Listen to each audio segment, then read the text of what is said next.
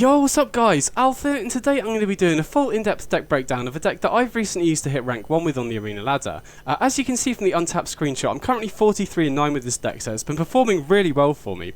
And now before I get into it, there's going to be an MTG zone link down in the description. If you click on that, you'll have the full deck list there that you can import into arena if you want to try the deck out for yourself. And I'm also in the process of writing a full text article for MTG Zone Premium that will have more details, a full sideboard guide, how I change the deck for best of one, and some tips and tricks to help you play the deck as well. So as soon as that's finished and up, I'll link that down in the description as well.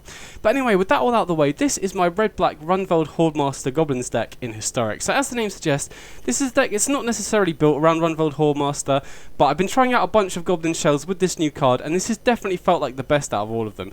And this is a really sick deck because it's attacking on so many different fronts. This deck is good at going wide and attacking, boosting its whole board with stuff like Battlecry Goblin or Rundvelt Hordemaster, but it also has really good reach in the late game because it can deal direct damage to the opponent with cards like Stinggang Lieutenant or Pact, which enables you to get in for damage over the course of the game and then just finish the opponent off with the Stinggang Lieutenant or Pact without even needing to attack. So this deck is attacking on two different fronts in that way. And then additionally, because we have 4 copies of Muxus, you have the fair game plan of just casting your regular stuff out, and then Muxus also acts as essentially like a one-card combo that can win the game out of nowhere, even if you're really far behind on board as well. So the deck attacks on so many different angles, and it has a lot of really good generically powerful cards in it as well.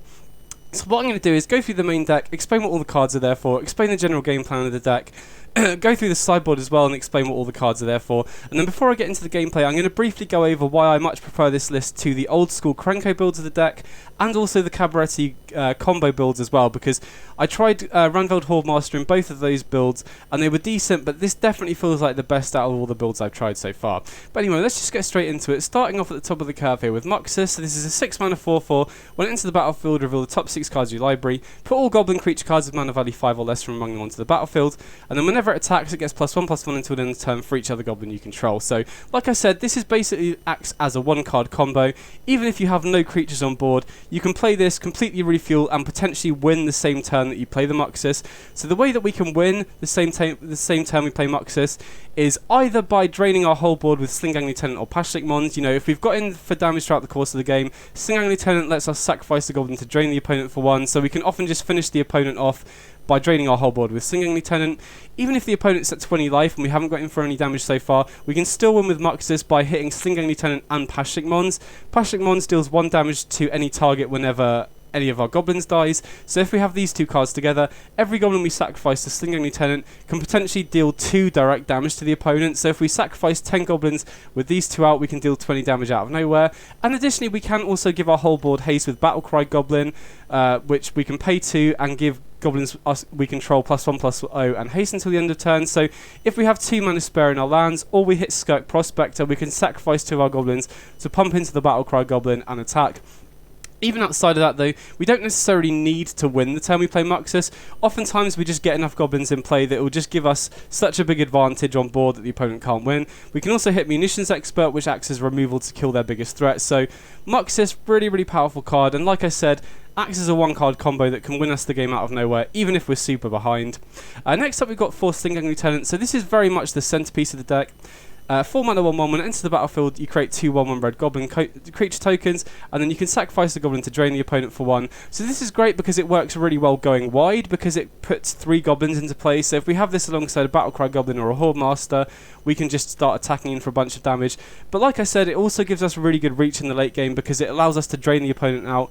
Probably the most common way that you'll win with this deck is just getting in for damage over the course of the game and then just sacrificing our whole board to drain the opponent out. Very similar to how Mayhem Devil works in sacrifice decks. So Stinggang Lieutenant, very important part of the deck.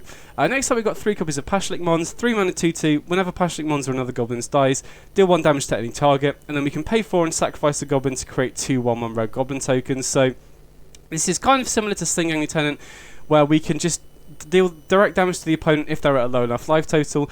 Even if we don't have it alongside Stinggang Lieutenant, we do have Skirk Prospector, which acts as another sacrifice outlet.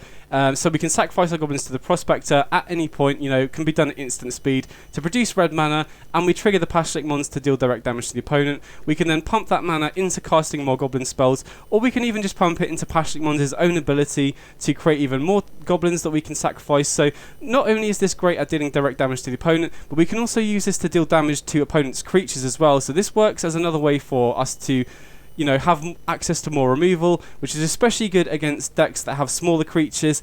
Humans, elves, and merfolk are all very popular on the ladder right now, mainly because of the addition of the other new lords, and Pashlik Mons is really, really strong in those matchups because those decks are full of smaller creatures.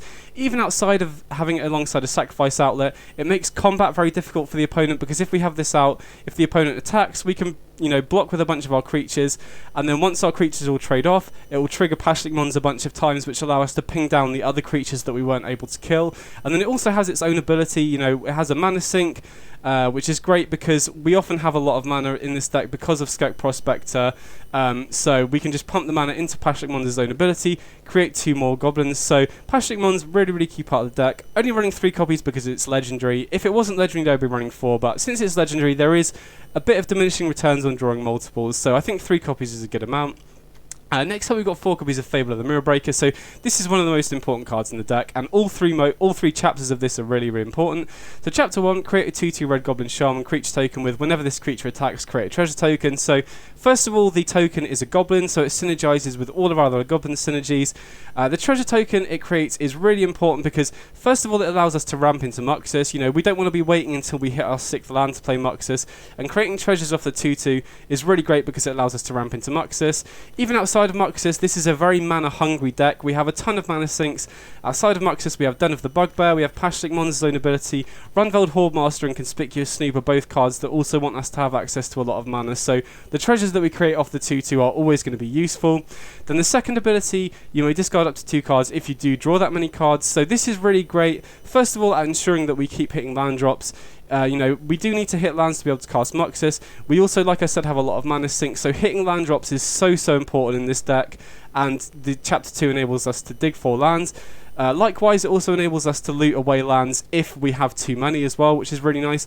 And additionally, it enables us to not have to run Goblin Matron. So Matron is a card that is often running Goblin decks in order to tutor up Muxus and give you access to a few one-offs out of the sideboard. But I just feel like Goblin Matron is far too slow right now. You know, just playing a 1/1 on turn 3 that searches a Goblin isn't really good enough. And Fable of the Mirror Breaker, I feel like the chapter 2, alongside cards like Snoop and Hordemaster that also enable us to dig for Muxus, enable us to find Muxus more consistently without having to run Matron. And the great thing about this deck as well is, since all of the other goblins are so generically powerful, you don't even need to find Muxus to win. You know, so many games you'll win without the Muxus. So chapter 2 is just great at smoothing our draws out and helping us to dig to what we need. And then chapter 3 transforms into a reflection of Kiki-Jiki, which is an enchantment creature, Goblin Shaman. So again, it's another goblin, synergizes with all of our other goblin synergies, and then we can pay 1 and tap it to create a token that's a copy of another target non-legendary creature we control, except it has haste, sack it at the beginning of the next end step. So we have multiple creatures in this deck that copying is really, really strong. So first of all, Munitions Expert is a 2 mana 1/1 with flash, and when it enters the battlefield, you may have it deal damage to target creature or planeswalker equal to the number of goblins you control. So this is essentially removal on a stick, and copying this with Reflection of Kiki-Jiki is basically just a free removal spell every single turn that you can kill their creatures, their planeswalkers with. So if they don't kill Reflection, you can set up extra removal every single turn with this. Copying Slingang Lieutenant is also really strong because it puts 3 goblins into play. Obviously the copy of Slingang Lieutenant is going to sacrifice itself at the beginning of the next end step, but you can sacrifice it to its own ability to drain the opponent for 1, so you can just keep putting 2 extra goblins in play every single turn by copying that. And then also copying Rundvelt Hordemaster, which gives your other goblins +1/+1 until the end of the turn. So you boost your whole board by an additional +1/+1, and then when you sacrifice it at the end step, you get 2 triggers off the Hordemaster, 1 off the actual copy and 1 off the copy that you make as well. So you get potentially to draw 2 cards as well. So if the opponent doesn't kill the Reflection of Kiki-Jiki, that will just run away with the late game as well, which is really strong. And then onto the 2-drop slot, we've got 4 copies of Battlecry Goblin, 2 mana 2/2, and you can pay 2 to give goblins you control +1/+0 and haste until the end of turn. And then if you attack with creatures with total power 6 or greater, you also create a 1/1 red goblin creature token that's tapped and attacking. So like I said, the 2 main ways that we have of pressuring the opponent is either going wide and attacking or draining the opponent out. And Battlecry Goblin is really, really strong when we're going wide and attacking. And you can put so much extra power into play with this. So say you have 5 goblins in play and 6 mana, you can pump your 6 mana into this and give your whole board an extra 15 power, which is so strong. So Battlecry Goblin very, very strong, particularly against the slower decks. You know, this is definitely at its best against decks like Control or Midrange, where there are likely to be board states where the opponent doesn't have as many creatures in play and you can just force a load of advantage. This is particularly good against Control because if you have this alongside another Goblin, you can often just pump all of your mana into the Battlecry Goblin, and then you don't have to overcommit to the board. You still apply a bunch of pressure, and you don't have to play your stuff into a potential board sweeper effect, which is really strong. Even outside of that, against other creature decks, if you have a wide board, you can often just force them to block all of your stuff by attacking them with everything and then giving your whole board an insane amount of power. And even on defense, you can pump your whole board so that it makes it quite difficult for the opponent to have good attacks as well. Having said that, Battlecry Goblin is often a card that I board out against the aggressive decks, but overall it's really solid, especially against the slower decks as well.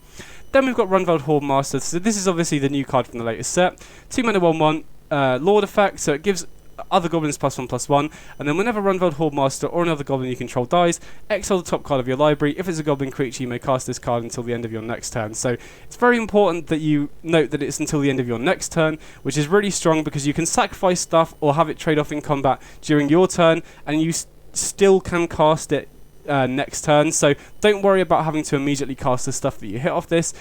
This is really good for a number of reasons. First of all, like I said, when you're going wide and attacking, boosting your whole board is really powerful to that end, but it also just enables you to dig for more stuff. It's particularly good with your sacrifice outlets, particularly Sling-Gang Lieutenant. Sling-Gang Lieutenant with Hordemaster is great because it puts 3 goblins into play, all of which you can sacrifice at instant speed to trigger the Hordemaster. So if you need to dig for more stuff, you can sacrifice your goblins to the Sling-Gang Lieutenant, which will trigger the Hordemaster, which potentially allow you to dig for more goblins to play.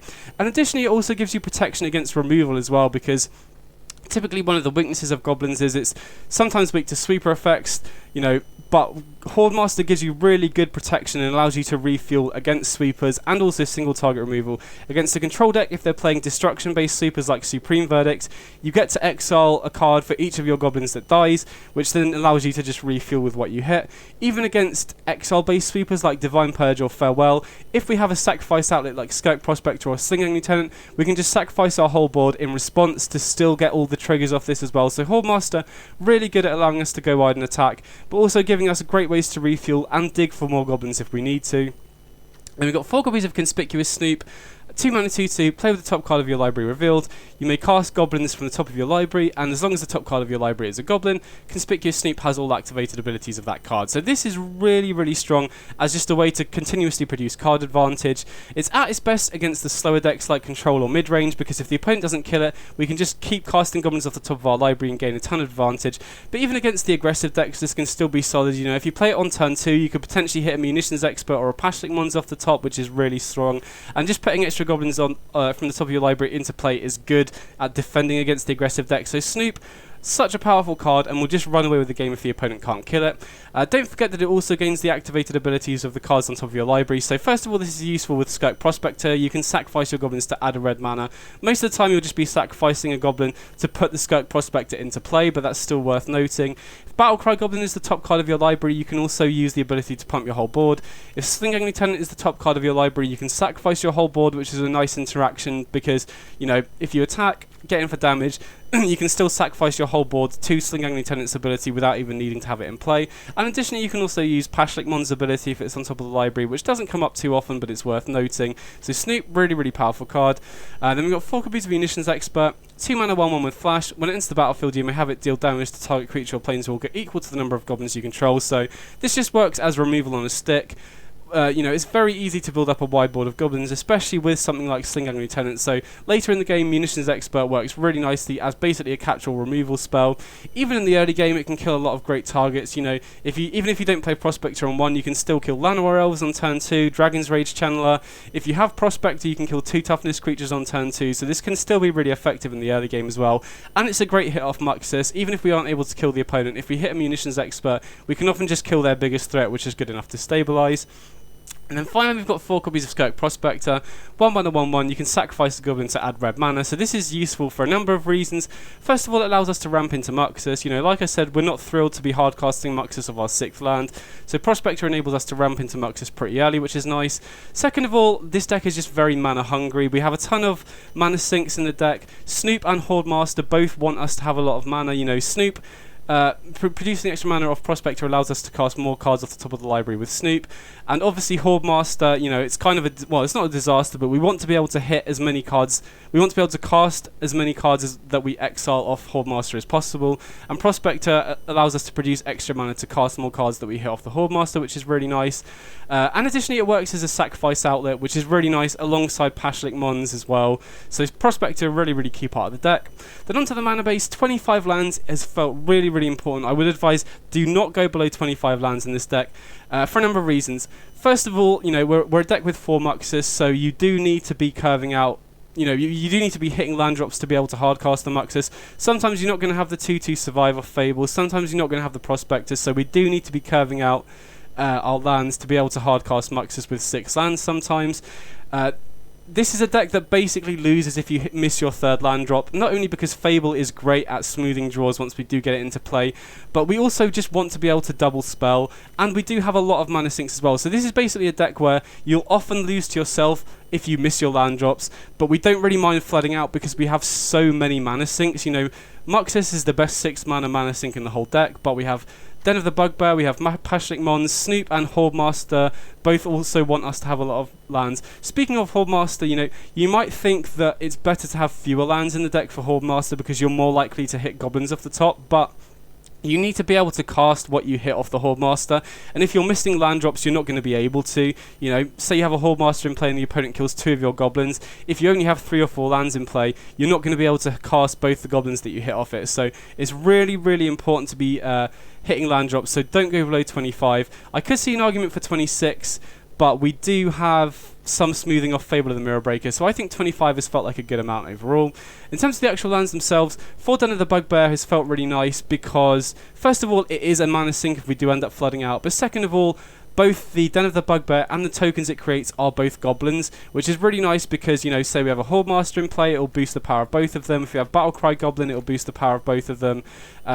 It also works really well with Sling-Gang Lieutenant. You know, say we're 2 damage short of winning with Sling-Gang Lieutenant, you can animate Den of the Bugbear, attack, it will create another Goblin token, and then we can sacrifice both the Den and the token to Sling-Gang Lieutenant to burn the opponent out. So Den of the Bugbear, really nice mana sink later in the game. We always want it in our lands so that if the opponent does sweep our board or kill our creatures, we have something to do, and it's a good way to pressure the opponent. Outside of Den, we just have a bunch of dual lands. Because we need Munitions Expert mana on turn 2, we need black on turn 2 for Munitions Expert. Secluded Courtyard is great for that, and also Sulphurous Springs from the latest set is such a great addition because it's another land that enables us to cast Munitions Expert on turn 2 pretty efficiently. We also have Fatal Push in the sideboard, so we do need a number of black lands to be able to cast that in the early game efficiently as well. So bunch of red black dual lands and a few mountains as well. That's the main deck. It's felt so tight to me, and like I said, it's attacking on different fronts, so it's very difficult for the opponent to hate it out. And the other great thing about this deck that I love is every single card is generically good. You know, oftentimes in Goblins you're having to run cards like Wily Goblin or Goblin Matron that work well in the deck but are pretty bad on their own, whereas basically every single card in this deck is really powerful on its own, and they also work really well together as well. And now onto the sideboard. This sideboard is basically, because the main deck is so powerful at what it's doing, I can afford to go a bit more narrow in this sideboard for matchups that the deck struggles. So first of all, the generically powerful cards against slower decks, we've got 4 Chandra Jester Kill. So this is a 3 mana Planeswalker who comes in with 3 loyalty. You can +1 to add a red mana and deal 1 damage to either the opponent or a Planeswalker they control.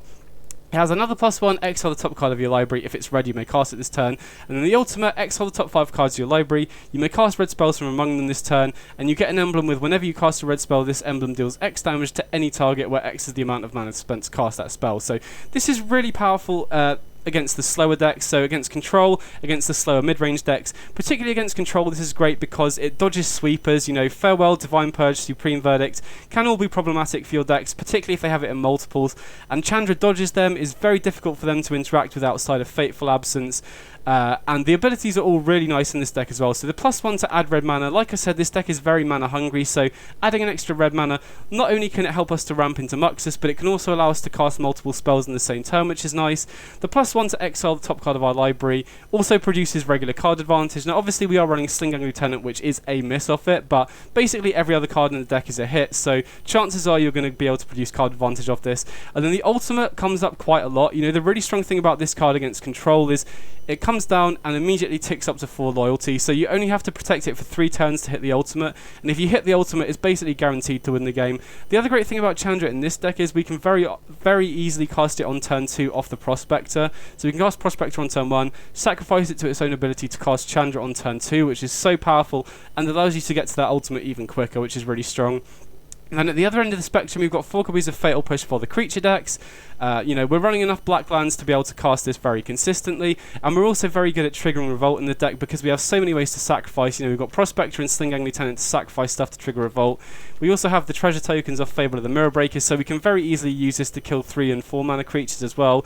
And Fatal Push is particularly important right now because Auras can be a tough matchup because they can race, especially with life-linking Auras. Hushbringer is a very difficult card for this deck to beat because it shuts off so many of our enter and leave the battlefield triggers. So Fatal Push, very important against Auras. But like I said, humans, merfolk and elves are also very popular decks right now, and they can be decks that can be hard to race going second, and Fatal Push just often buys you enough time to stabilize and then just run away with the game after that.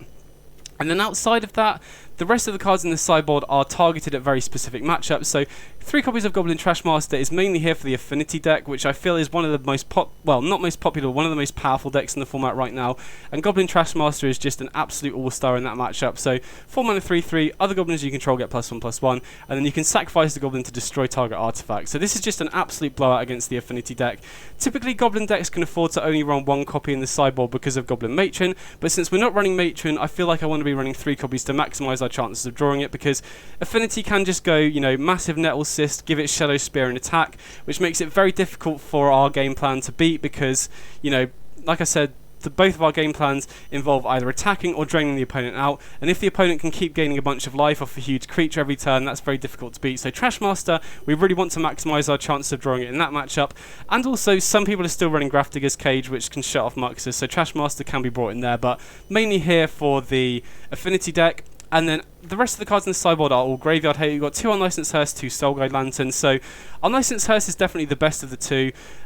First of all, because there are decks like, Red-Black Arcanist running Dreadhorde Arcanist and Croxer. Unlicensed Hearse is great there. Soulguide Lantern isn't as good. The big weakness of Soulguide Lantern is its single use. So if the opponent forces you to, crack it to stop a Dreadhorde Arcanist trigger, for example, it's not great. So if you're up against a deck like Arcanist, I typically only bring in the Hearse because it's really good there. But the reason that I've got 4 pieces of Graveyard Hate, which might look a bit weird, is the other main deck that this struggles to beat is very all-in Graveyard combo decks. Stuff like Greasefang running Goblin Engineer, or Reanimator, or Dragonstorm are all very difficult decks to beat. Now, typically they're not super popular decks in the format right now, but I felt like the deck was so good.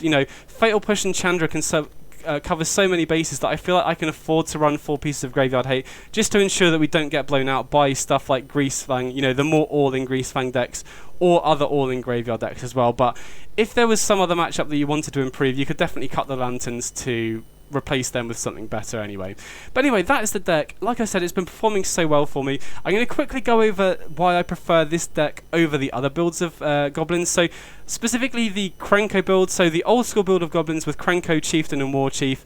First of all, the big issue with that deck is the mana curve is a lot higher. I feel like that deck, you need to be running 4 Chieftain, 4 War Chief, 4 Krenko to maximise your odds of being able to combo off the turn you play Muxus. And typically that deck would also need to be running either 4 Goblin Matron or 4 Reflection of 4 Fable of the Mirror Breaker, which means that you're running 12 3-drops. So the curve of the deck is higher, which means the deck is slower. It means you probably need to be running more lands. The old school build, I was running 26 lands in.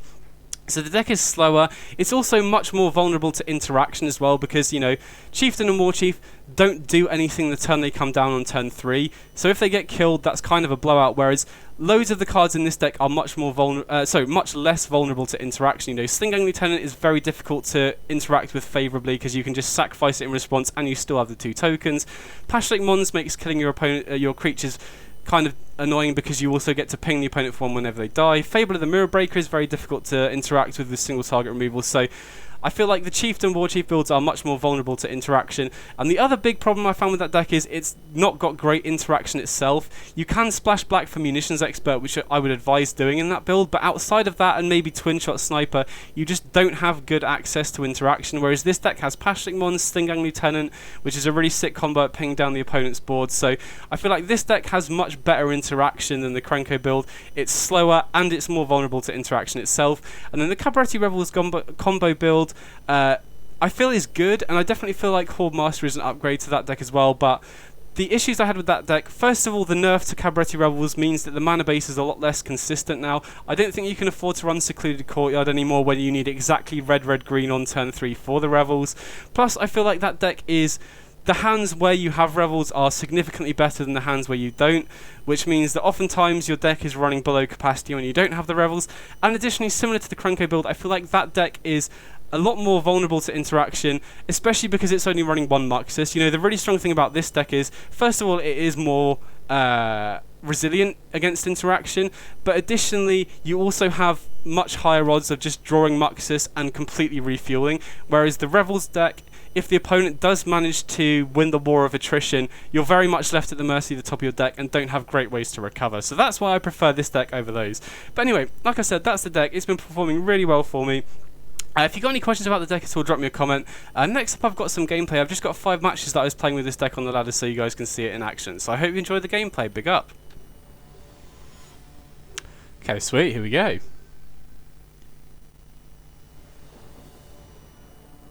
Okay, so we're going first here. And yeah, this hand looks decent. We got Snoop, which is really good at just ensuring we keep drawing cards. Munitions Expert as interaction, and 2 Stinggang Lieutenants, which are always just good to have. So yeah, this looks decent. Also, having Snoop on 2 on the play really, you know, puts the opponent to the test. They kind of have to have a removal spell, or Snoop is just going to tend to run away with the game. So, and yeah, Snoop just in general is such a great card because even if the rest of the hand is weak, there's a chance that Snoop on its own is going to be able to produce enough card advantage to get you back in the game. Okay, so opponent's on Haunted Ridge. So, I mean, there is an argument essentially playing the Battlecry Goblins so that Snoop doesn't die immediately to removal, but you know, we're putting them to the test here, force them to have removal. I'm going to set a stop during the upkeep because if they don't kill the Snoop, I'd quite like to flash in the Munitions Expert here so that we don't draw it, so that we get another card for the turn. So Thoughtseize here, interesting to see what they take. You know, we've got... okay, they took one of the Stinggang Lieutenants, sure. So really got to hope they don't have a Fatal Push here. Okay, they do have the Unholy Heat, which is a bit annoying, so we do lose the Snoop. But I still quite like playing it on turn 1 there, just because it kind of forces the opponent to have interaction, and if they don't, we just start immediately generating value.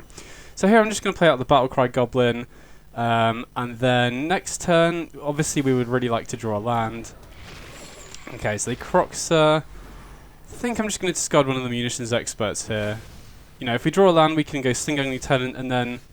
okay, we didn't draw a land, which is a little bit unfortunate.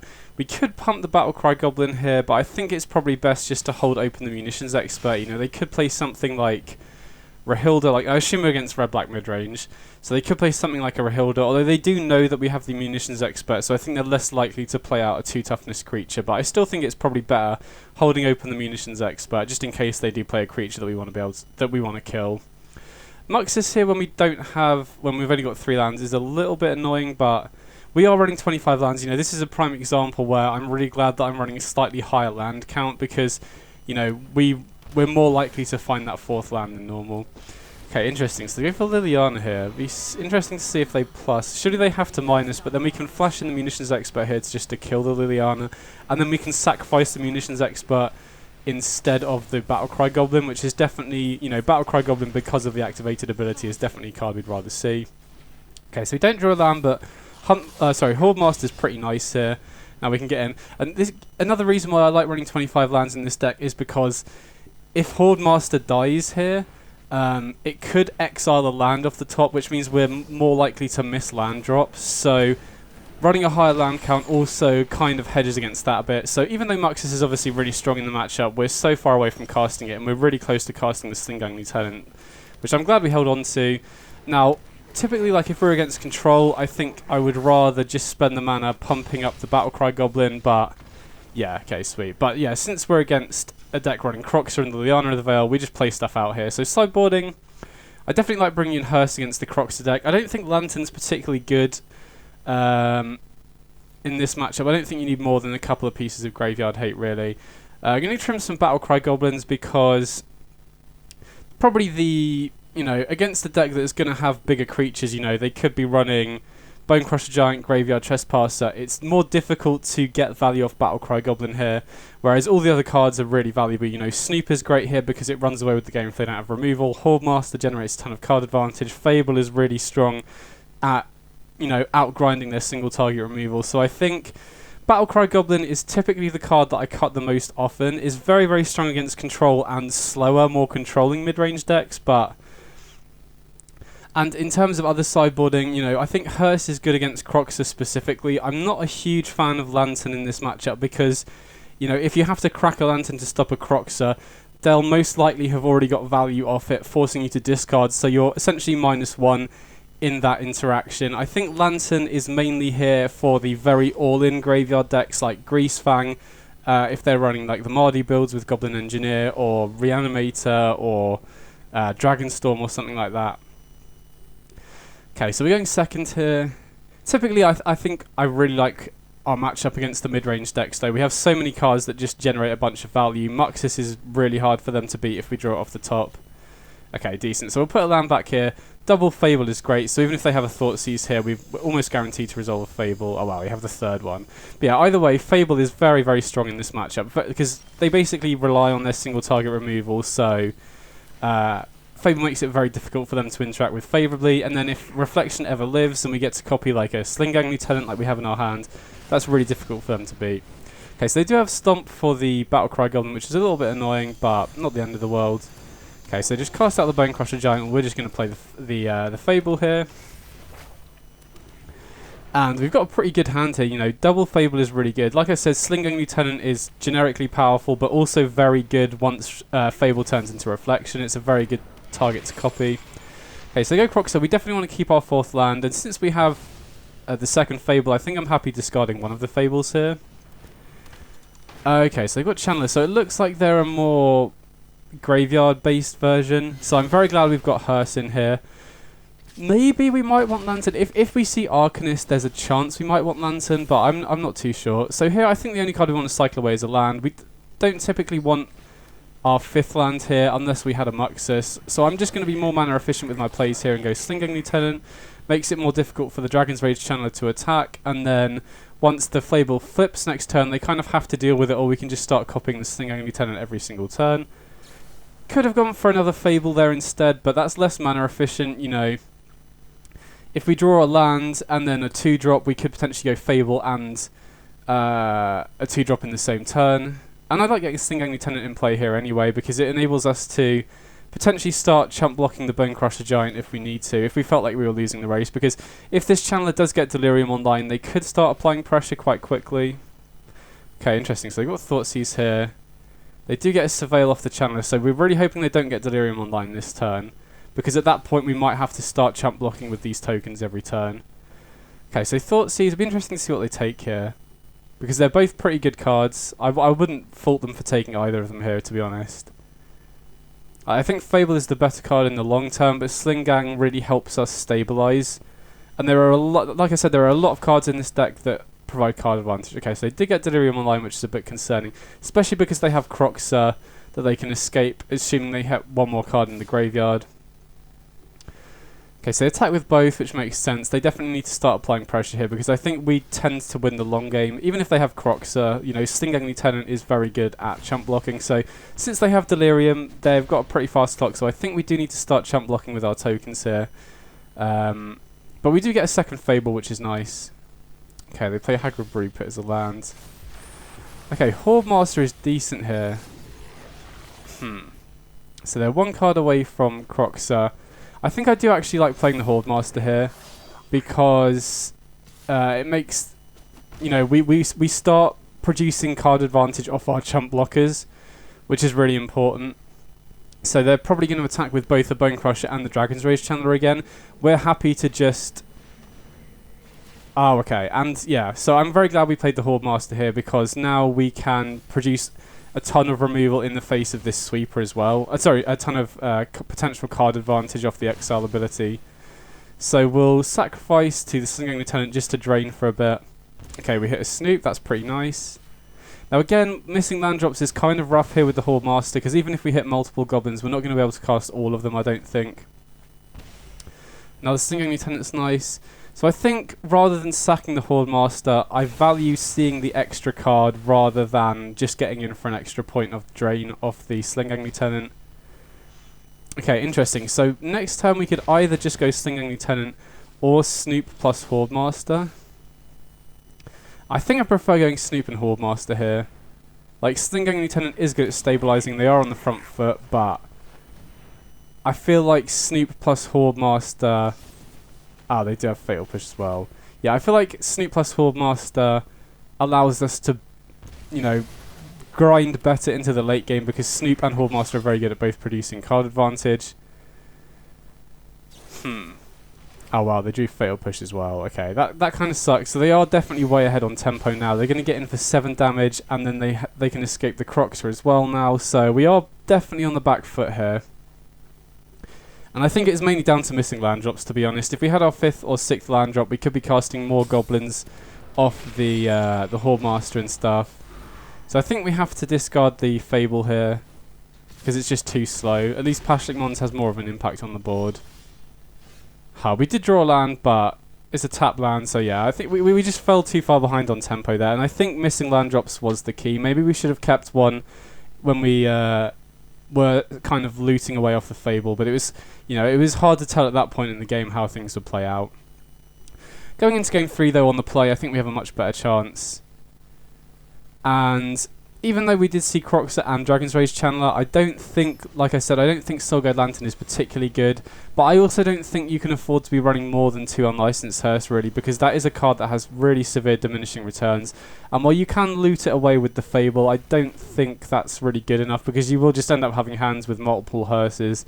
And while it is good in the matchup at stopping Croxer and DRC, there is a lot of their deck that just doesn't care about the graveyard, stuff like Bone Crusher Giant, Liliana, so I think 2 Hearse is a decent amount, but... And to be honest, I'm not sure you need more than 2 pieces of Graveyard Hate. Like I said, it does hit certain parts of their deck, but you don't want to go overboard on it. Additionally, because it will hurt your Muxus hits and your other Goblin synergies as well. Like, Fable is obviously a non-Goblin, but it's such a powerful card that I never cut it. So the more non-Goblins that you bring in, the lower your Muxus odds, the lower your Snoop odds, the lower your Hordemaster odds. So in general, you typically don't want to go too hard on your sideboarding. So opponent has turn 1 Thoughtseize here. Be interesting to see what they take. Honestly, I'm quite scared if they take Hearse, because Hearse is very good at shutting off. Like, Croxer specifically is quite hard for our deck to deal with. You know, since we've got Slinging Lieutenant, that is pretty good at chump blocking it and draining life to mitigate the 3 potential damage that we take off the Croxer triggers. But even then, you know, we lost basically because of the Delirium on Dragon's Rage Channeler. So I like getting the Hearse in play here, because if they have another Thoughtseize, they could potentially take it. And it also means that they don't have anything to hit with their removal. So I'll activate the Hearse here, just keep their graveyard low. You know, taking Thoughtseize is nice in case they were playing Arcanist and we just didn't see it. So I like playing Snoop over the Hordemaster here, because if they kill the Hordemaster, since we don't have our 4th land, if we hit Slinging Lieutenant or Muxus, that's pretty bad for us. Like, obviously them killing Snoop isn't ideal either, but I would rather play Hordemaster once I have more lands. And seeing a land on top is really nice here. So let's see what the opponent does. Okay, they just play the Bone Crusher, which is fine. Oh, whoops. Oh, that was a misplay from my... I should have used the Hearse to exile cards from my graveyard there. Because we don't have any use for the cards in our graveyard, and that just means that Hearse would be bigger later in the game. So that was definitely a misplay from me. I should have used the Hearse at the end of the opponent's turn there. Hopefully that doesn't end up mattering, though. We'll see. So I like getting Slinging Lieutenant in play here, because that means we can follow up with Hordemaster next turn, turn all of our creatures into 2/2s, and then we can also, you know, we can sacrifice our creatures to Slinging Lieutenant, like these 2 tokens here, once Hordemaster's in play, and it will trigger the Hordemaster to potentially dig for more goblins, which is pretty sick. Okay, so they kill the Slinging Lieutenant, which is a bit annoying, but I mean, that trade is pretty nice for us. You know, Slinging Lieutenant gave us 3 creatures, and we only lose 1 of them, and we get to drain the opponent for 1. So, like I said, we get much more value off these tokens once we have the Hordemaster in play, so I'm not going to chump block with these. Plus, going down to 15 isn't an issue. Going to use the Hearse here to exile the opponent's graveyard, you know, just make sure they don't have stuff in there for Croxer if they play that later in the game. Another land is great because we're getting closer to Muxus mana now, which is pretty sick. We could fire up the Den, but I think, you know, it's very important when we have a Muxus in hand that we don't lose the Den to like a Fatal Push or something. So I like getting the Hordemaster in play here, and I think I'm happy just attacking with both. You know, we're both at 15, and we're going to be getting in for 4 potential damage here. Okay, they do have Fatal Push for the Hordemaster, but that's fine, I think. They take a damage off the Fatal Push because of the Painful Bond, and they use Sulphurous Spring, so they took 2 damage off taking that Fatal Push, and we hit a playable card. So there is some consideration to holding on to Skirk Prospector for next turn, because if they kill the Prospector and we don't hit a land, we can't play Muxus. If we wait until next turn, we can play Prospector, and then we can cast Muxus before they get a chance to kill the Prospector. But if we do that, it signifies pretty clearly to the opponent that we do have a Muxus, and also they have Croxer and Liliana and Thoughtseize, which can all get rid of the Muxus before we get a chance to cast it. So I think on balance it's probably better to just play the Prospector this turn, make the most of our mana. And they're going after the Hearse instead of the Prospector here, which is good news for us, I think. So just gotta hope they don't have a Thoughtseize. Okay, they do have the Croxer, which is kind of annoying. But they are taking a lot of damage because of that Painful Bond. And especially, you know, if we can hit another Slinging Lieutenant, that's going to be really good for us. So we do obviously lose the Muxus, which kind of sucks, but Hearse has already exiled a lot of their graveyards, so they're pretty far away from casting it.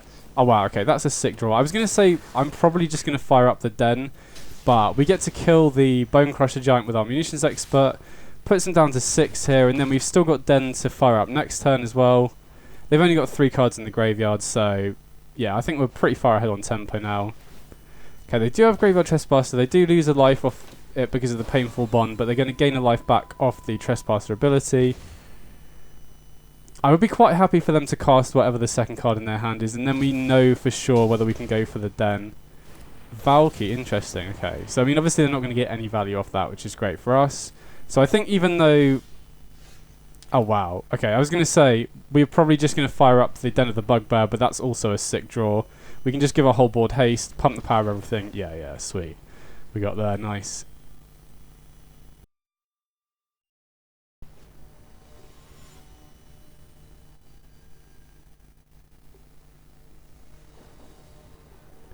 Okay, so we're going second here.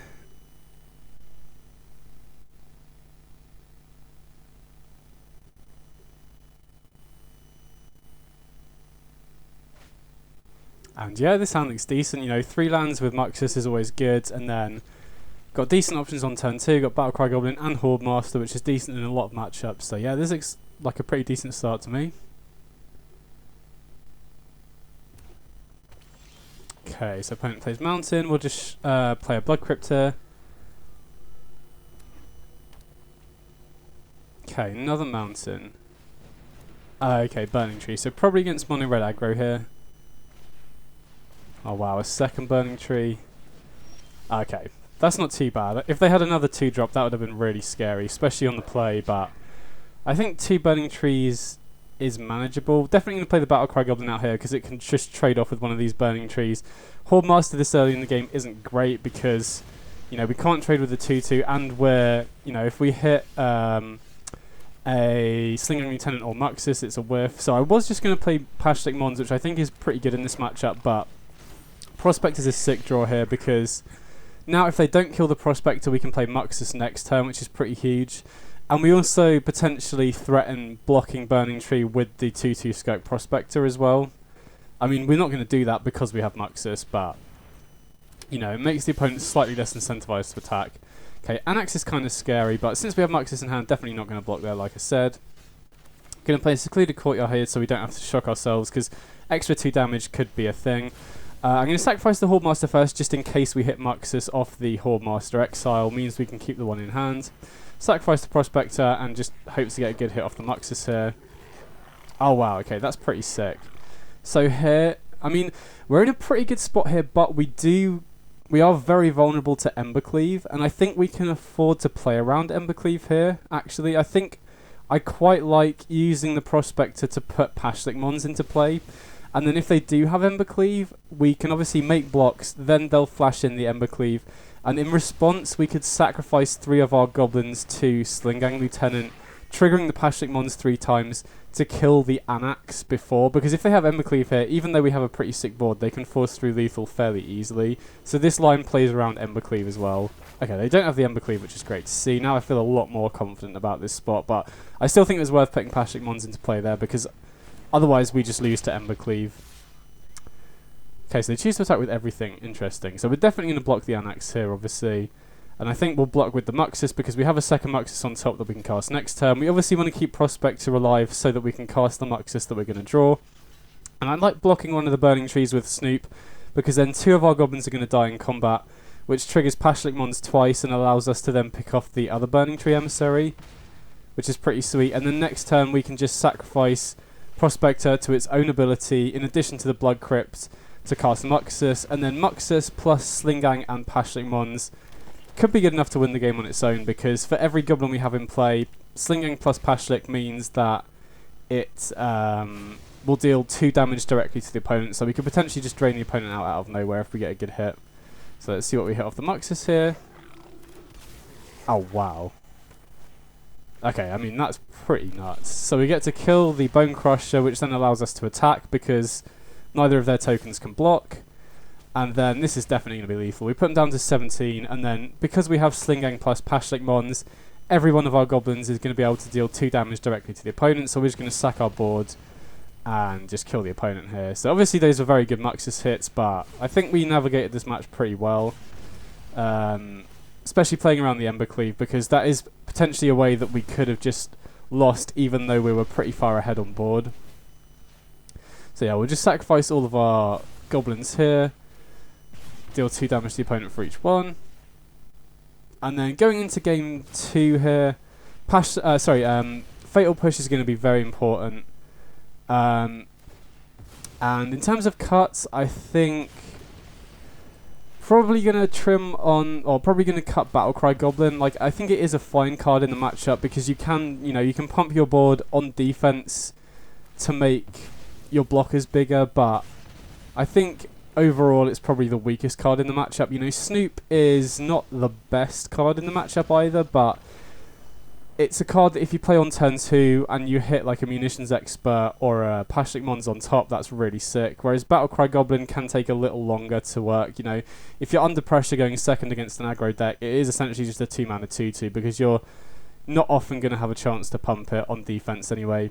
Trashmaster is an interesting card. You know, you could potentially bring it in to kill Embercleave, but some mono red decks are just running Torbrand, they're not running Embercleave anyway, and if I'm going to bring in Trashmaster, I'm probably going to need to cut some more expensive cards because I don't want to make the curve of the deck too high. I probably have to cut Slingang Lieutenant. And, you know, unlike previous Goblin decks that were running Goblin Matron, where you could just bring in one Trashmaster to tutor up, I don't think it's really worth bringing in just a couple of Trashmasters. So I can't keep a 1-lander. Obviously, this white hand is much better.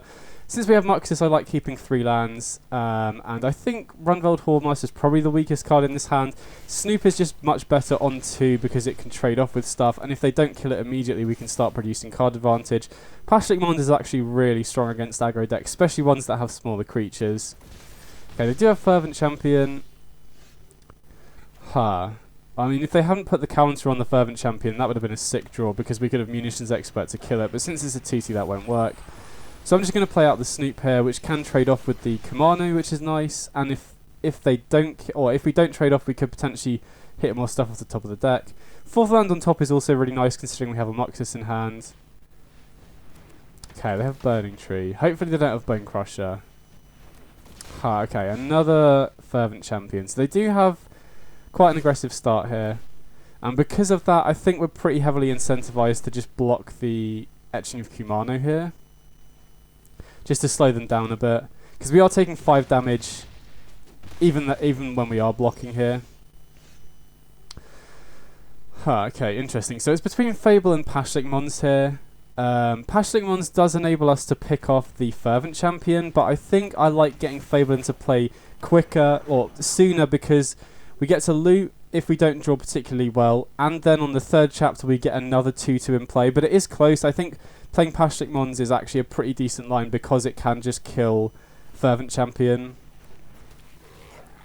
when it dies anyway. You know, we can block the Burning Tree Emissary and then ping down the Fervent Champion 2 for 1 the opponent. Okay, they attack with everything.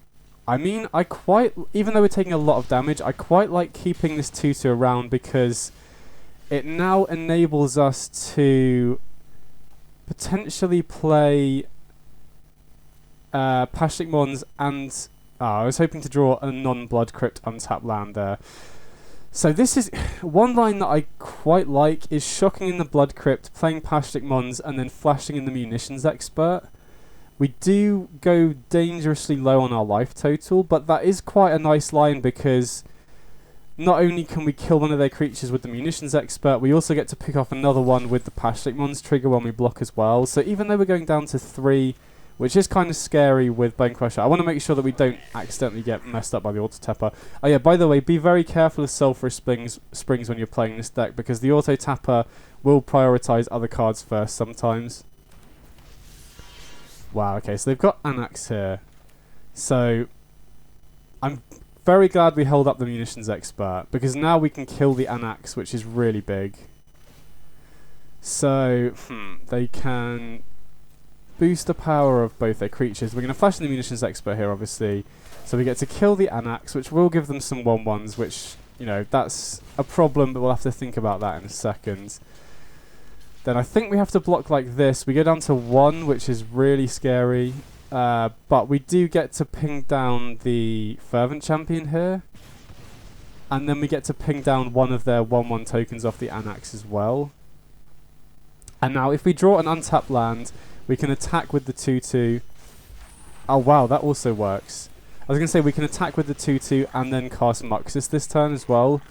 So we'll attack with the 2/2, create a treasure token. We would have liked to draw an untapped land, but, you know, as long as we can get Muxus in play, that's the most important thing. And then I think we... this is close. I think I probably value the Prospector more as a kind of like a combo extender, but... oh, wow. Okay, well, that sucks.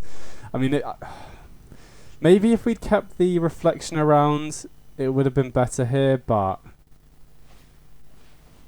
oh, okay, they had the Chain Whirler. We were still, like, if they didn't have Chain Whirler or Bone Crusher Giant, we were actually still in a decent spot there because we have Snoop to go off the top of the library. I mean, overall, I think I was fairly happy with how I played that game. That last Muxus hit was just pretty rough. But, I mean, that is going to happen post-sideboard because we do cut 4 Goblins for 4 Fatal Push, so your Muxus odds do go lower. Okay, on the play, this hand is sick. You know, potentially could snipe something with a turn 2 Munitions Expert here, which is pretty nice. If not, we can just play Snoop. So we'll see what the opponent leads on here. Okay, nice. So we do have a good target to kill with the Munitions Expert, so we're definitely just going to slam that. I think we're happy to just play the Pathway on black rather than taking a damage off the Sulphurous Springs, because this is a matchup where, you know, preventing any damage you take wherever you can is very important. And we already have double red for Snoop anyway. We don't need to worry about cutting ourselves off red mana. Okay, Kumano. Oh wow, we're pretty happy to see that. So what we would like to get done in play, I think it's much more important just to cast Snoop. Ooh, okay. Pashlik Mons is nice. I think in general, you know, we're definitely winning the long game in this, so I would rather hold the Munitions Expert back just in case they have a haste creature here. Ah, okay, they have the Chain Whirler, so, you know, in hindsight we probably should have attacked, but, you know, we weren't to know. I think we still made the right play with the information we had. So, interesting. We could play the Hordemaster off the top, but I like getting Sling-Gang Lieutenant in play here just to stem the bleeding a bit. We don't have good blocks if we play Hordemaster and then don't have another creature to play off the Snoop. Whereas at least now we can block the Chain Whirler and then just, well, yeah, chump block the Chain Whirler and then just sack one of our creatures to drain the opponent, buffer our life total a little bit. Okay, so they've got another Kumano. Let's see what else they've got here. Okay, Burning Tree Emissary. Let's see if they got something else as well.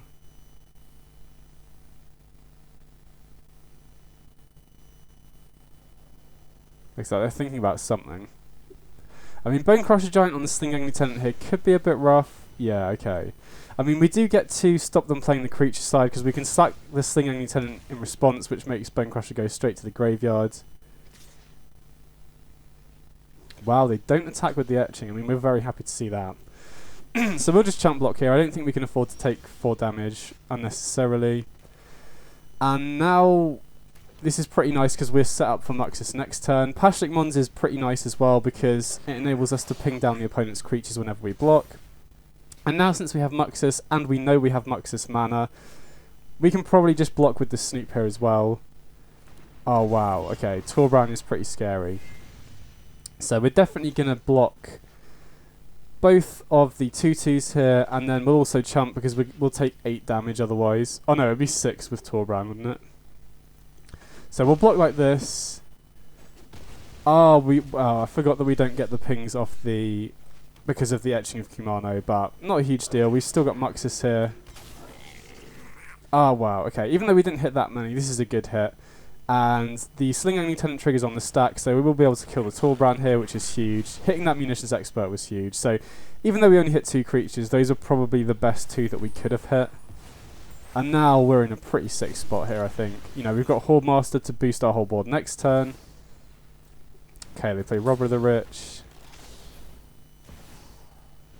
Okay, and another one. So they do get 2 exiles off the Robber of the Rich, so if they hit something good, I think they're pretty incentivized to kill both the Robber of the Riches here. Okay, they hit a Snoop and a Hordemaster. So yeah, I think we want to pick off both Robber of the Riches because they are completely out of resources here. I don't want them casting stuff off the Robber of the Rich. So we can block like this. We'll let 2 damage through off the etching, and then we can just drain the opponent with the Sling Lieutenant. We could have potentially held back the Munitions Expert and not blocked, but I feel like we're in a good enough spot where we don't have to worry about that. We can go Hordemaster here, and I actually potentially like just applying pressure here.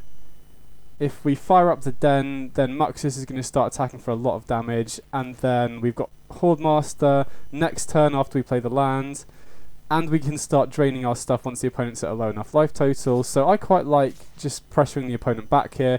Because we blocked with the Munitions Expert, we're at 16, which is a very high life total. We don't really have to worry about dying on the backswing, which is nice. So we put him down to 6. Next turn we can animate the land and play the Hordemaster, and then, you know, we could potentially just drain them out with Slingang, even if they chump block as well. So I definitely like our spot here. I don't think anything can save them. Even if they top deck Embercleave, they don't have enough for lethal, and they're dead on the backswing. So, wow, okay, Burning Tree, that's definitely not going to do it. So they have to keep these back on defense. Oh wow, they just attack. I mean, they're dead even with the information, right? As long as we don't mess up, we can go Hordemaster, fire up the Den. Even if they block the Muxus with Burning Tree, we can just sack our whole board to the Sling Lieutenant to win, so... Okay, they do... Oh, we have lethal anyway, yeah. Sweet.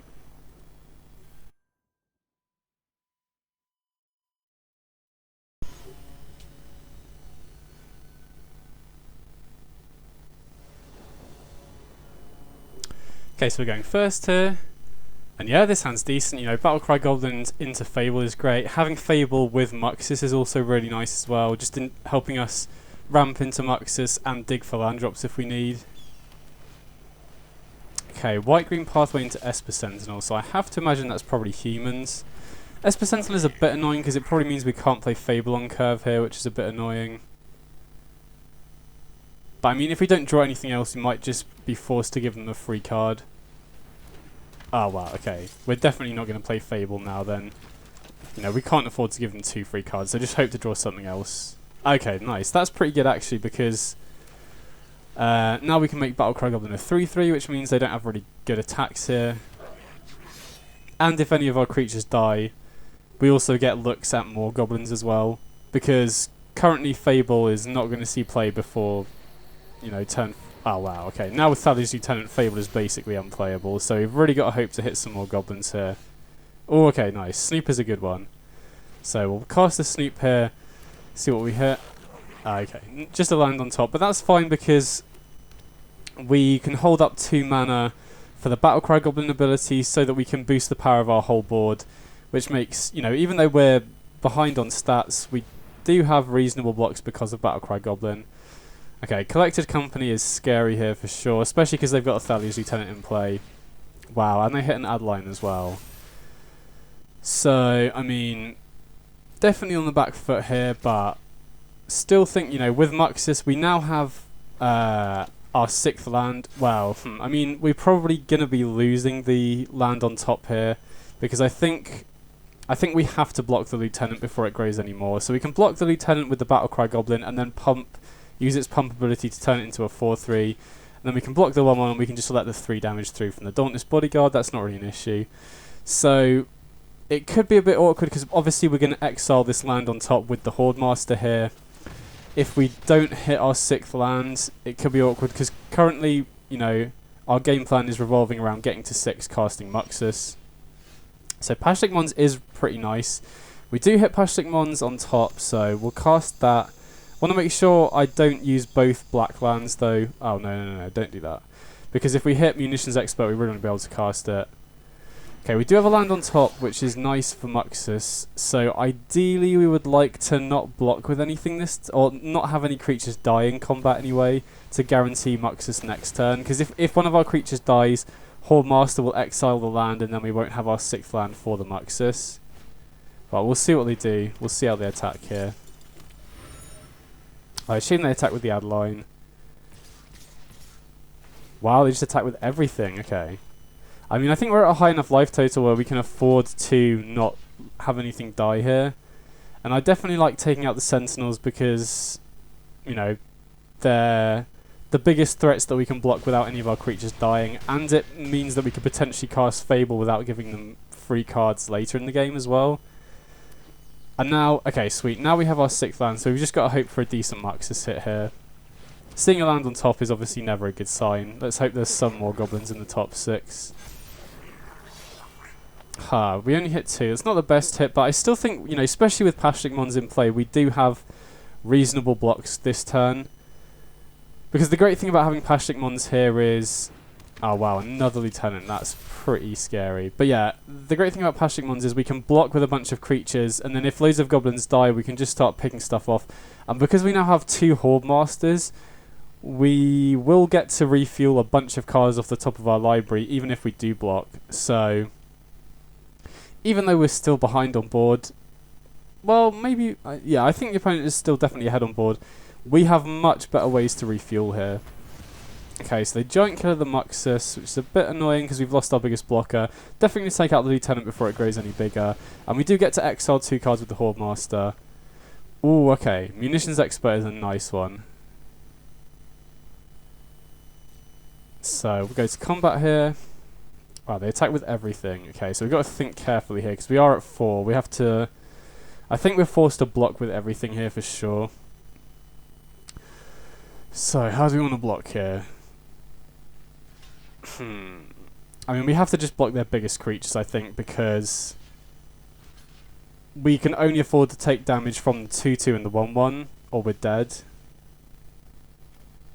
So, we need to block Sentinel, Bodyguard, Azaline, Ranger Captain, and Thraben Inspector here. So, I like blocking... Well, we'll try and trade off with as much as we can. So we'll block the Ranger Captain with our 4/4. We'll block the Dauntless Bodyguard with Snoop. And then... Actually, no, we can take the 2/2 here. And we can take the 2 damage from the Thraben Inspector. And now this way we can definitely kill... We'll get 5 pings off the Pashlik Mons, which enables us to finish off the Adeline, which is pretty nice. And we get to exile a bunch of cards off the Hordemaster as well. So we'll definitely take out the Adeline here. 2, 3. And then take out the token as well. And then we'll get a bunch of Goblins here to be able to refuel next turn, which is really sick. Wow, Pashlik Mons is great. Another Munitions Expert is nice as well. I mean, it doesn't really matter because we can just use one Munitions Expert to take out the Thraben Inspector. So I definitely think we want... how much mana have we got here? 2, 3, 4. So we've got 7 mana. So I think we do want... let me think about this. We definitely want Pashlik Mons here. Oh, wow. Whoops. Okay, I just realised I got screwed by the auto tapper. Because we should have used Sulphurous Springs to produce colourless there. Now we're missing out on a potential prospector. So if we'd used Sulphurous Springs to pay for the colourless on Pashlik Mons, we would have had another red mana to cast Prospector. We obviously can't, you know, if we use Sulphurous Springs to produce coloured mana there, we just kill ourselves because it will deal 1 damage. So hopefully that won't end up mattering. Yeah, you do need to be careful with Sulphurous Springs. Maybe manually tap stuff if it's important like that. I should have manually tapped for colourless there. But either way, I mean, obviously being at 1 against an aggro deck is scary, but humans doesn't have good reach in the late game. So I think I'm pretty confident about my spot here, to be honest. So we can play Fable and the Battlecry Goblin. And then I think we just attack with the Pashlik Mons here. You know, we could pump our board with the Battlecry Goblin, but at 1, that's unnecessarily risky. Okay, wow, nice. That was close, though. So humans, we definitely want Fatal Push here, and then I think we're probably going to cut Battlecry Goblin. Again, I think, you know, it's not the worst, but I just think every single other card in the deck is better in the matchup. You know, Snoop, again, kind of borderline, but Snoop can be very good if you play it on turn 2. If you just hit more creatures off the top that you can immediately cast and block, and then you tend to get ahead on card advantage. And we have a lot of good blockers in the deck as well. Pashlik Mons is great, Munitions Expert can kill creatures, Rundvelt Hordemaster can boost our whole board and then produce card advantage when we block. So even though Snoop is at its best against control and slower decks, I actually think it's pretty good on turn 2 against aggro as well. And then if you end up in a spot where you both trade off with a lot of stuff, or it's like a board stall, Snoop is just going to run away with the game anyway, so... Okay, interesting. So we don't have any interaction, but I think we have to keep this. You know, Fable can help us dig for stuff. We've got Snoop as well, which is decent. So no turn 1 play from the opponent is very good to see. Okay, Lieutenant on 2. Okay, so we'll play the Den and definitely just play the Snoop here. Much better to get Snoop out. Oh, wow. That's a very good hit. I was going to say, much better to get Snoop out than Hordemaster straight away. Oh, wow. Okay, that's pretty annoying because I might still... I was going to say, it's normally a good idea to flash in the Munitions Expert during your upkeep so that you draw the next card, but it will only deal 2 damage, so it won't take out either of their creatures. So, had they not had exactly add line there, we could have used the Expert to take out the Lieutenant, which is a bit annoying, but is what it is. Wow, they have company as well. So this is a pretty, even though they didn't have a turn 1 play, this is a pretty strong start from the opponent. Wow, and they hit Apparition. Okay, that kind of sucks. We're definitely on the back foot here. See what they hit off the Ranger Captain. But yeah, I think we're in trouble this game. Had they not hit the Apparition, I think we've got a reasonable shout, but... I think we just have to block the 1-1 here. Keep the Snoop alive, so that the Munitions Expert can take out more, like, higher toughness creatures. But yeah, this is definitely not looking good. I think we have to play the Hordemaster here, which at least makes Snoop a 3-3, and then we can flash in the Munitions Expert to take out the Apparition, which will then give us another 3-3 blocker. So, assuming they don't have another Apparition here, I think we have a chance at getting a foothold back in this game. Just gotta hope they don't hit another Apparition. Oh, come on. Okay, so well, I think we're definitely dead here. I mean, I don't know if we're actually dead this turn. Oh, maybe we are because of the token now. So we can flash the Munitions Expert, kill the Apparition, which gives us a 3-3. We block the Lieutenant and the Adeline with the Hordemaster and the Munitions Expert. We can block the Ranger Captain with the 3-3 token. And then we've got Slingang Lieutenant. We basically need to try and draw a Muxus. I think our only way to win this now is go Slingang Lieutenant next turn, and then potentially Muxus the turn afterwards, but we'd have to get very lucky to pull that off. Oh wow, okay, hold on. So there's the Muxus. So if we can survive this turn, so we can block the Lieutenant, the Adeline, the Captain, and then we put ourselves up to 9. So as long as they don't hit a removal spell here, we should be able to stay alive. Oh wow, they hit another apparition. Okay, we're just dead. I mean, to be honest, like, even if they didn't hit the apparition there, we'd have to get like an absolute nuts hit off the Muxus to even stand a chance. So we're probably not going to win this game anyway, but we at least had a chance had they not hit that apparition. So if they hadn't hit the apparition, we could have also blocked the Inquisitor Captain. Wow, exact lethal. Okay, that kind of sucked. But I mean, going into game 3, we'll be on the play, so I think we have a much better chance. You know, I mean, that was going second, and we still were, you know, we had ways to win right up until the final turn anyway, so yeah, I quite like our chances. And we do have a lot of interaction. You know, Pashlik Mons in particular is very good against humans because so many of their creatures start out with a low toughness, so we can often just pick them off with the Pashlik Mons, either in combat or with like a Prospector or a Slingang Lieutenant. Yeah, this hand looks great. We've got Munitions Expert to potentially kill something they play, and we've got Fable of the Mirror Breaker. Okay, I think we have to... I mean, since we did draw Snoop, we could go Snoop and try and save Munitions Expert for something more impactful, but with Fable of the Mirror Breaker in hand that I would like to play next turn, I think it makes more sense just to kill the Sentinel now, and then, as long as they don't have like a Sentinel or a Thalia, which I don't think they'd keep Thalia in this matchup, but hopefully this enables us to then play Fable on turn 3, which is pretty sick.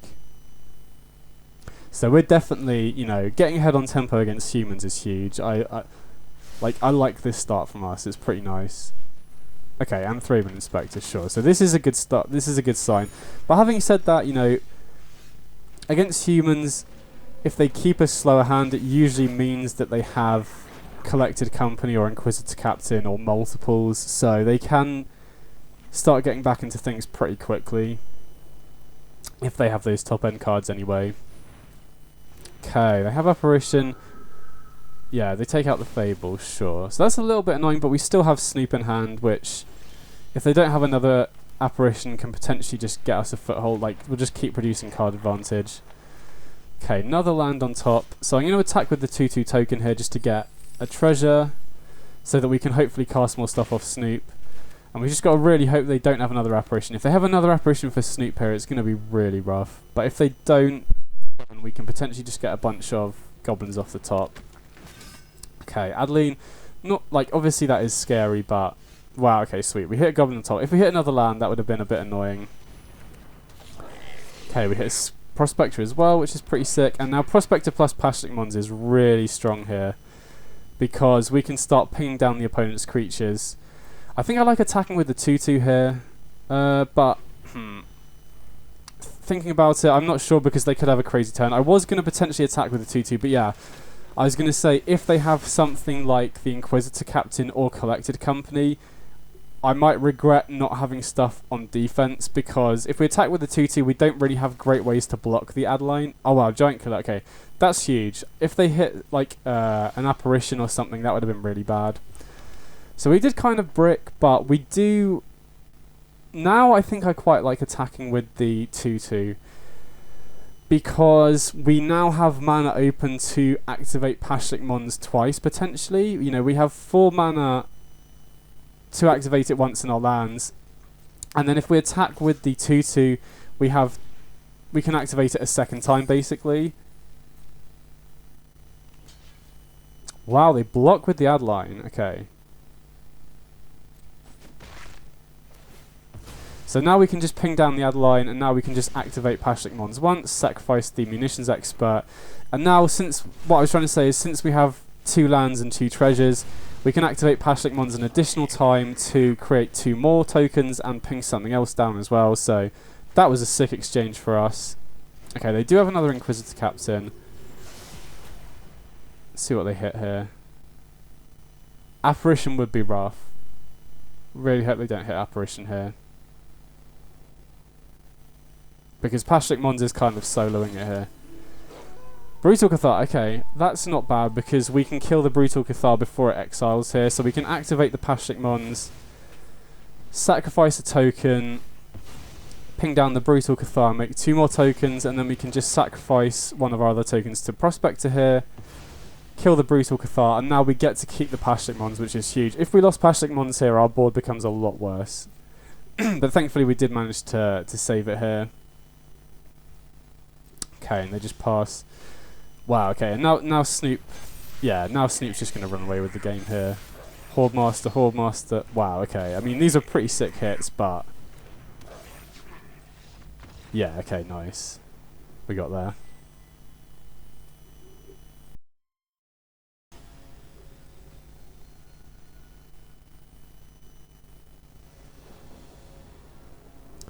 Okay, so we're going first here.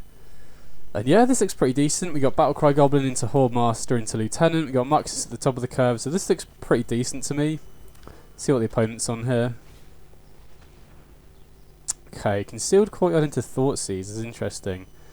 Not really sure what the opponent's on here. If they were running Lurrus as the companion, I'd probably assume they're on Black-White Auras. Okay, they take the Hordemaster, sure. So we'll just run out the Battlecry Goblin here. Yeah, I'm not really sure what the opponent's on.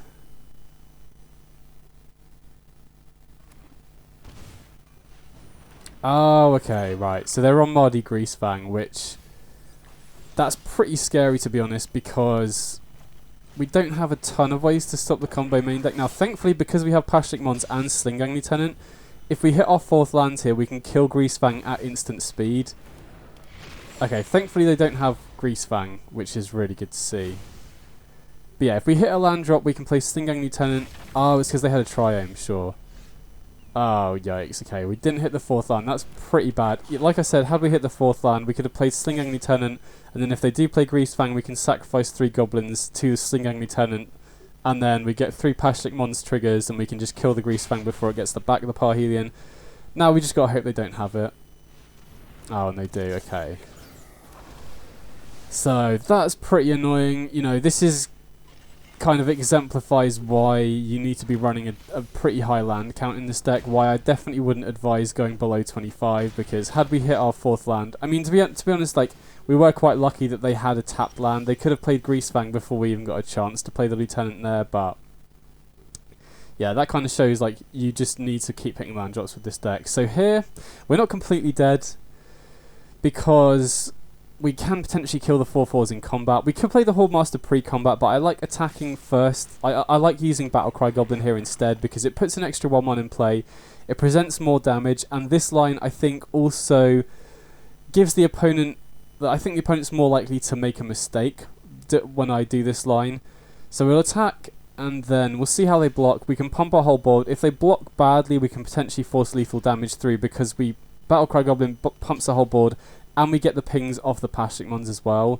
If they block like this, then we get to make Battlecry Goblin and Pashlik Mons 3/3s, and then we can use... then 2 of our Goblins die, and we can ping down the 2 4/4s after combat with the Pashlik Mons ability, and then we're basically forcing the opponent to have another way to get Parhelion into the graveyard, because if they're using Engineer, there's a decent chance they don't have as many looting effects. Okay, so they do block like that.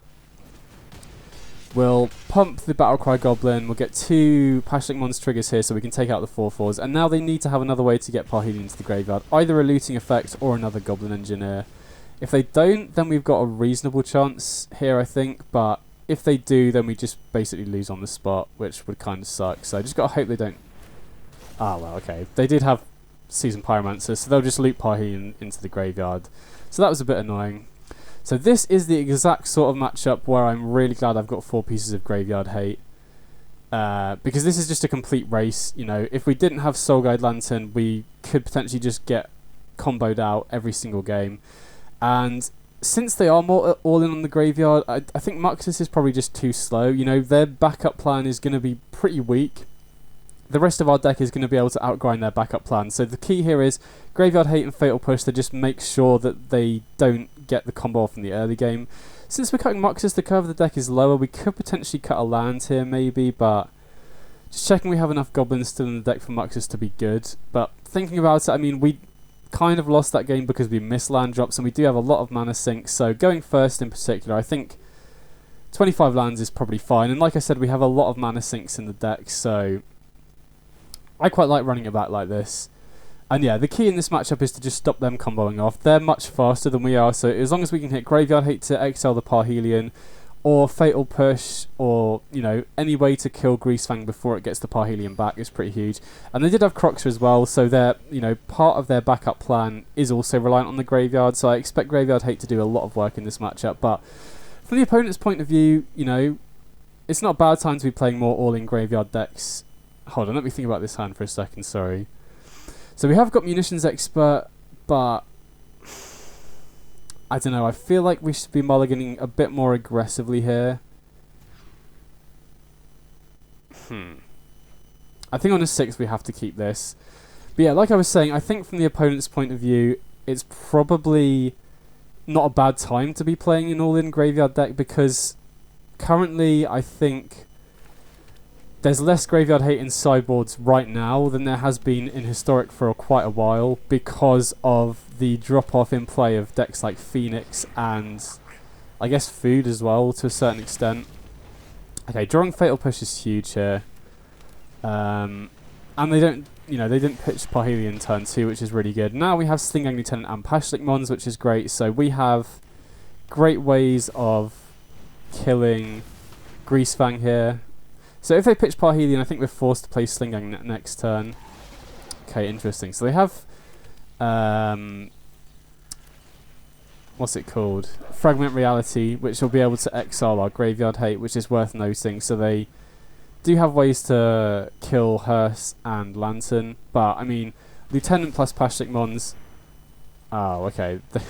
Day of Judgment is not a card I was expecting to see there, but at least we get to drain the opponent for a lot here. And that is annoying. I mean, they don't have Parhelion in the graveyard, but we do lose the on-board way we had of killing Greasefang. You know, like I said last game, we could have just sacrificed 3 goblins to the Lieutenant and then pinged down the Greasefang with Pashlik Mons.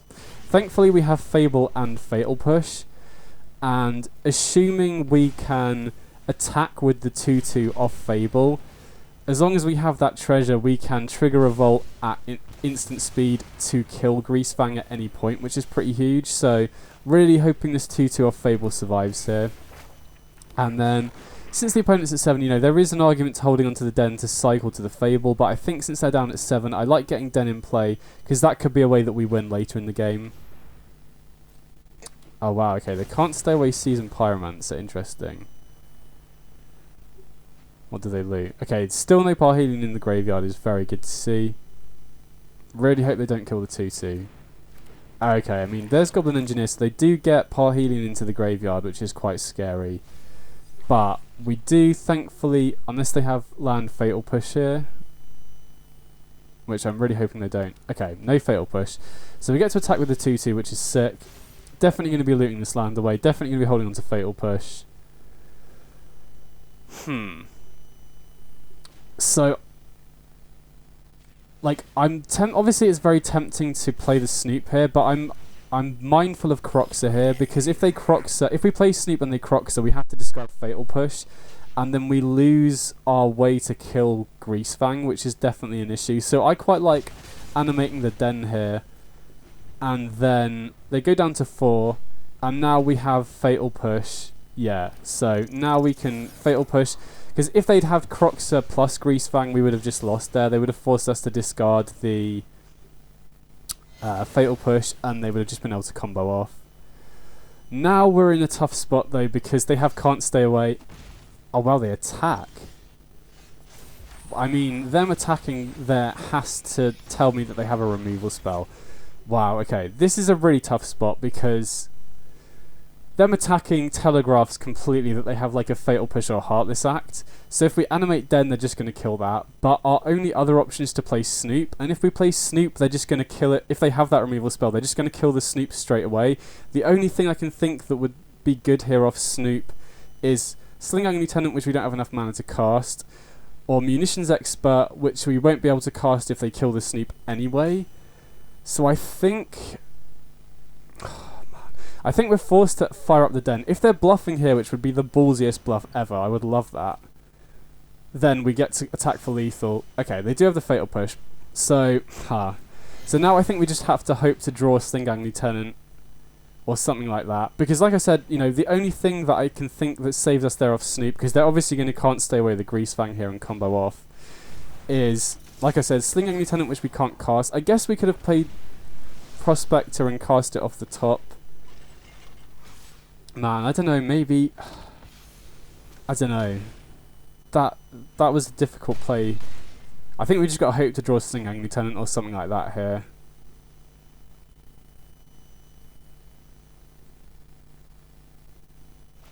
I guess maybe it was correct to play Snoop. I don't know. Okay, we draw a land.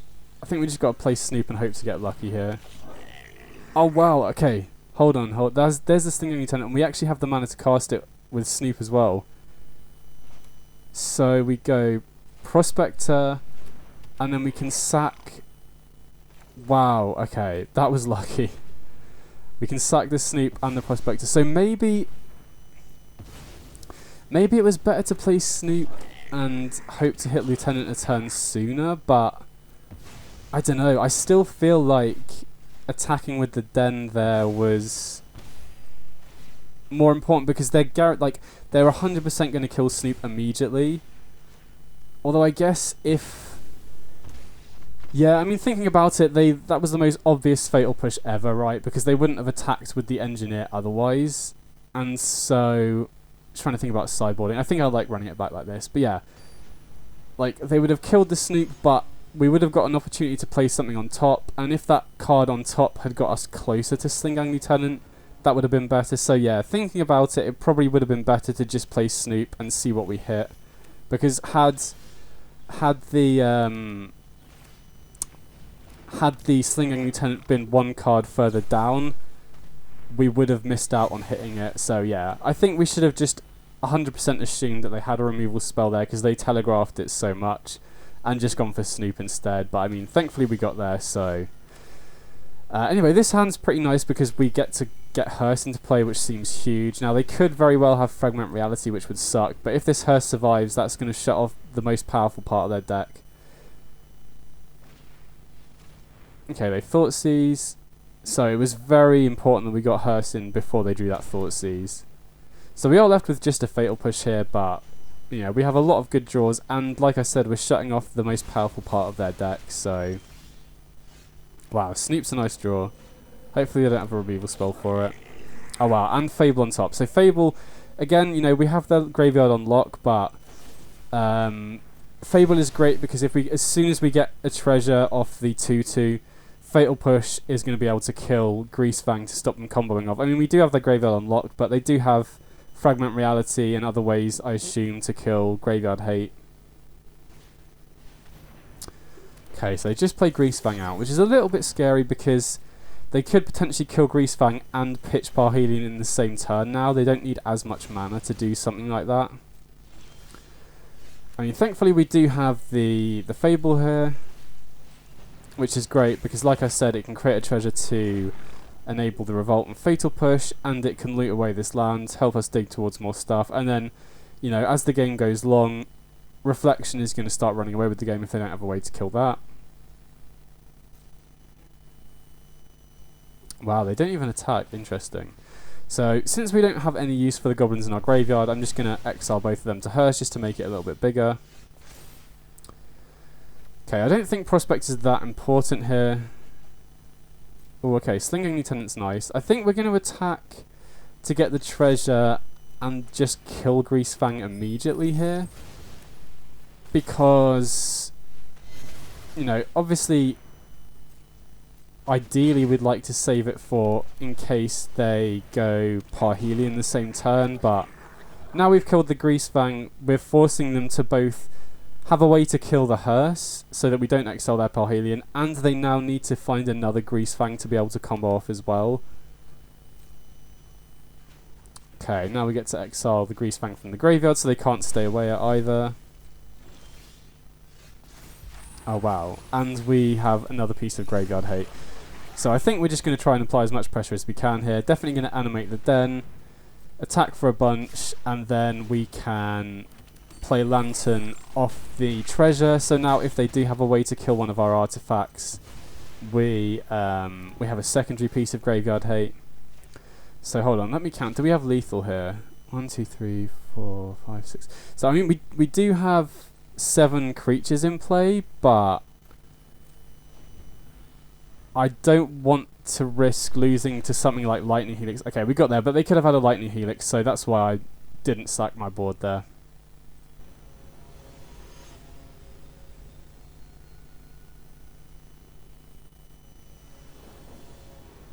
Okay, so we're going second here.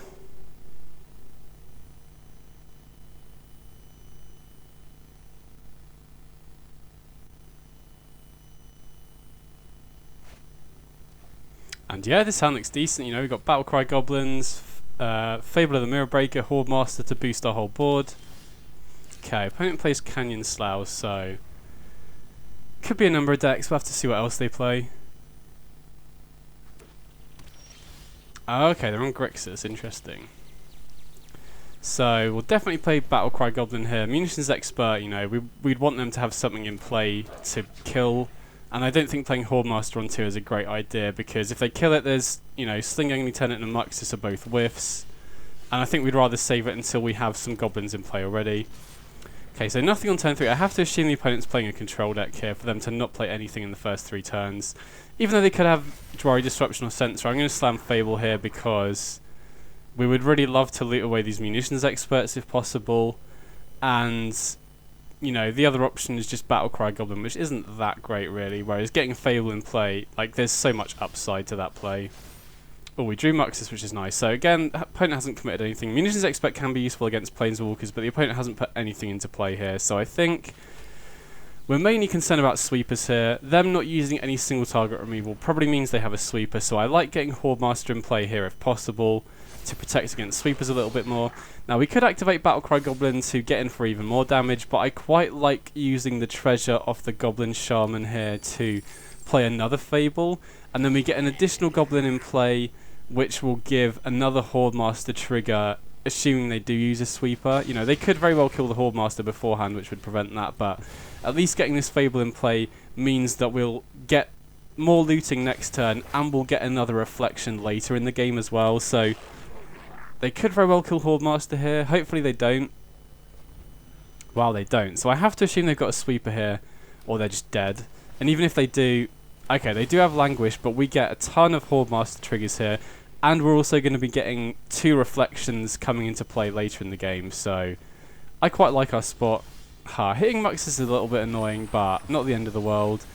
So in terms of looting, I think we definitely want to keep Battlecry Goblin against the control deck. We definitely want to keep land and Muxus. So Sling-Only Tenant is good, but I think we would rather try and dig for our 6th land for Muxus. Sweet, and we hit it. Okay, interesting. So I think our only real option here is to play well, we could play 2 Battlecry Goblins, but I don't want to overcommit to the board in case they have another sweeper. We can play this Battlecry Goblin and activate it, which will make both of our creatures 3/3s. Now, we could have activated the Reflection to make a copy of the Battlecry Goblin, but then it wouldn't have haste, we wouldn't get any of the extra damage through or the extra tokens, so I quite like this play. The opponent's down to 3 already. We have a Den of the Bugbear as well. We have another Battlecry Goblin in hand, so I think we're in a pretty sick position here. The opponent kind of has to have another sweeper, and then if they do tap out, we have multiple ways to deal lethal. So the opponent's going to need something good. Oh wow, okay, that's not bad. Because now, if they play an instant speed removal spell during our turn, they can kill the creature they target with the removal spell, and they can use the excess damage from Molten Impact to kill the reflection of Kiki-Jiki 2.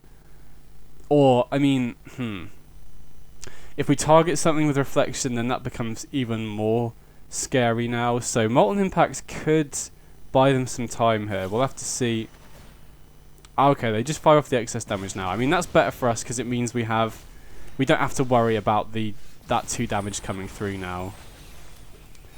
So they do gain 3 life off the Cling to Dust, but I think, and we could fire up Den, but I think the best line here is just go Battlecry Goblin, give our creatures haste, because they only have blue, blue, red. They don't have any black mana. Even if they have a red removal spell, we're going to be able to buff the Reflection, and the token. So I think we're going to attack first, make the Battlecry Goblin token, and then we can pump our board again. Oh well, okay, they just didn't have anything. Sick.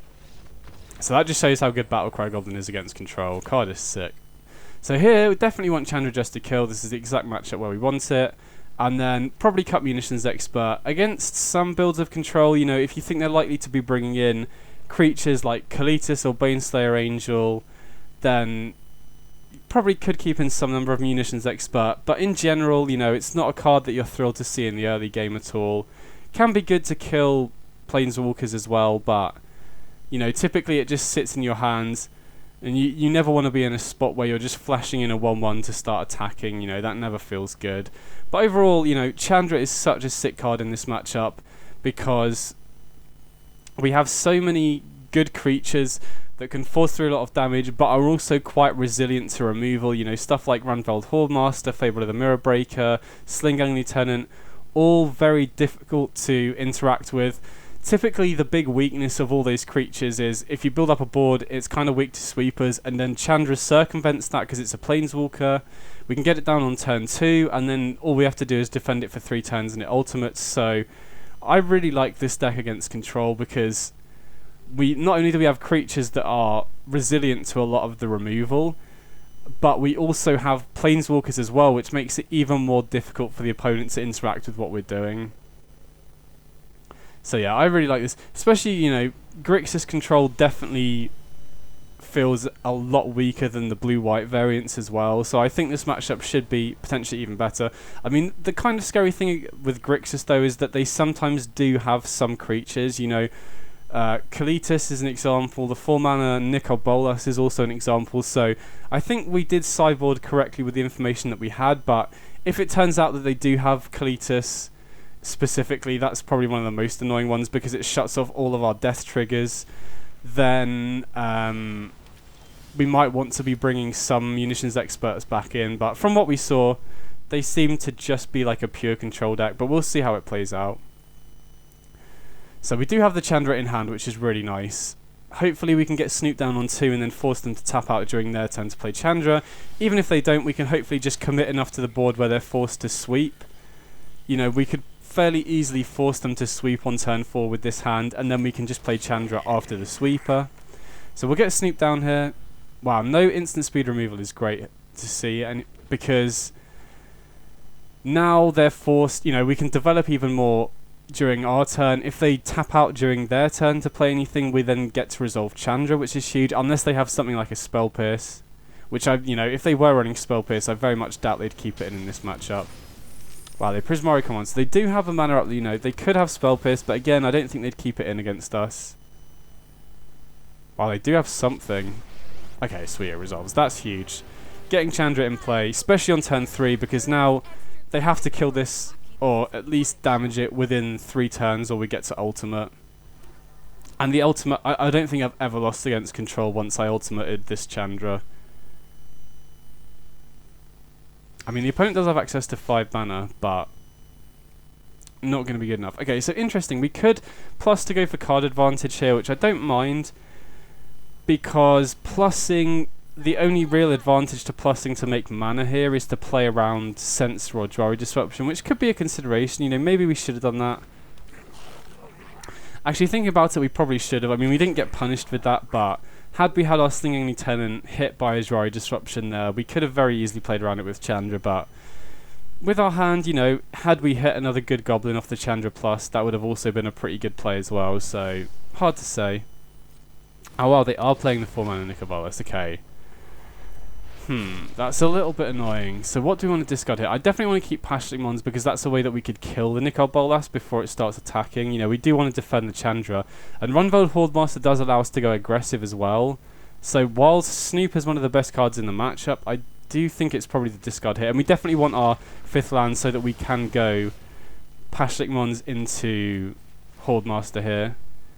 And since that's the line that I definitely want to do, I'm going to plus the Chandra first because, you know, if we exile something off the other +1, we're not going to play it anyway. I really like doing this line because we can now sacrifice 4 goblins to kill the Nicol Bolas, and we get 4 cards off the Hordemaster as well, potentially 4 cards off the Hordemaster. So I'm going to attack first here just to see if they block. If they do, that'll be even better for us because we won't have to sacrifice as much stuff. Oh, are they going to block? Okay, sick. So now we only have to sacrifice one of our tokens to the to the Slingang Lieutenant in order to kill the Nicol Bolas, which is great.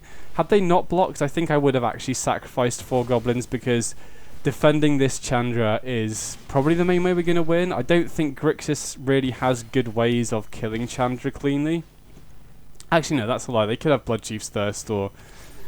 Actually, yeah, what am I talking about? There's a lot of black spells that can cleanly kill Planeswalkers, but I don't know if they'd have many of them is what I'm trying to say. Okay, so... Okay, they do have Languish, but that's not a big deal because we have the Hordemaster, so we get to see 4 more cards. I'm going to activate the Slingang Lieutenant on the Prospector for sure, and then probably on the Pashlik Mons as well, and then rather than using it on either the Hordemaster or the... I guess we can sacrifice... Hold on, we'll see here. Yeah, I don't know, we probably should have sacrificed... Actually, yeah, we should have sacrificed the Pashlik Mons and the Slingang Lieutenant there, but I just... Yeah, I don't know why I should have done that. Whoops. Hopefully it shouldn't end up mattering though. And now we can just ramp into Muxus off the mana generation of the Chandra anyway, and we drew a land, so now we get to play around Censor or Jari Disruption as well.